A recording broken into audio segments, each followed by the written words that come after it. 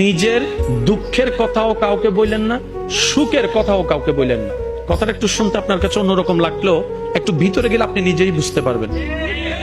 আপনি নিজের মনের দুঃখ কষ্ট সহ্য করতে না পেরে হালকা করার জন্য যাকে বলছেন, মনে রাখবেন আপনি তার কাছে কিন্তু কোনো না কোনো ভাবে একটু ছোট হয়ে যাচ্ছেন। এমনও হতে পারে আপনার দুঃখের সে কথাগুলা আপনার সামনে অভিনয় করে যে আপনাকে বুঝ দিয়েছে, সে পিছনে আপনার সেই দুঃখের কথা নিয়ে হাসি ঠাট্টা করতেও দ্বিধাবোধ করে না, এমন অনেক মানুষ আছে। আপনি যাকে দুঃখের কথা বলে মনকে হালকা করার চেষ্টা করছেন, আপনার দুঃখের কথার সে দুঃখটা সে বুঝবে না, কারণ তার সাথে তো সেটা ঘটেনি। সেজন্য আপনাকে 3 মাস 4 মাস 3 বছর পরও হয়তো আঙ্গুল তুলে দেখাই দিতে পারে, সেই কথাটার কথা দিয়ে খোঁটা দিতে পারে। কথা বলেন ঠিক কিনা?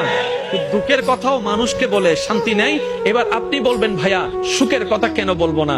আমি বলি কি ভাই, দুঃখের কথা শোনালে যেরকম মানুষ দাম দেয় না, সুখের কথা শোনালে মানুষ বদনজর লাগাইয়া সেটাও নষ্ট করে দেয়।